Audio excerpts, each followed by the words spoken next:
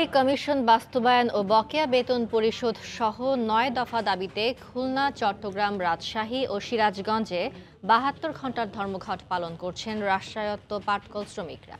বিভিন্ন সড়ক অবরোধ করে বিক্ষোভ সমাবেশ করেন তারা। দাবি আদায় না হওয়া পর্যন্ত কঠোর আন্দোলনের হুঁশিয়ারি দেন শ্রমিকরা।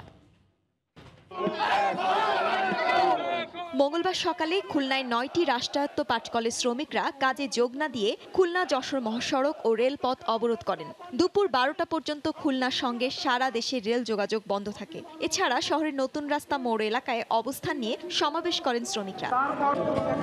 এ সময় তারা মজুরি কমিশন বাস্তবায়ন ও বকেয়া বেতন পরিশোধ সহ ৯ দফা দাবি জানান। ছেলে মেয়ে নিয়ে খুব অভাবে অনাটনে আছি, তাই আজ কষ্টের সাথে রাস্তায় নামছি। আমরা মজুরি না আদায় করে নিয়ে ঘরে উঠবো না, দরকার বুকির লোক দাঁড়িয়ে দেবো রাস্তায়। আন্দোলন অবস্থায় তীব্র থেকে তীব্রতর করবো যত সময় পর্যন্ত আমাদের দাবি আদায় না হয়।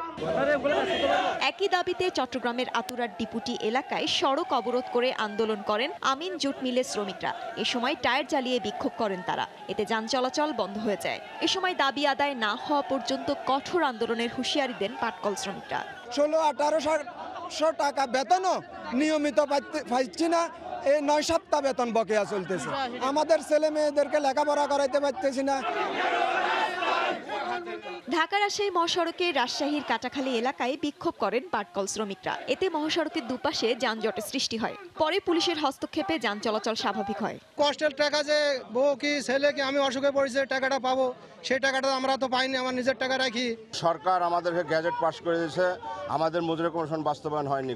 যদি দাবি না মানা হয় আমরা রোডের পরে শুয়ে থাকে হলেও আমরা মজুরি কমিশন সহ ৯ দফা দাবি বাস্তবায়ন করে ছাড়ব।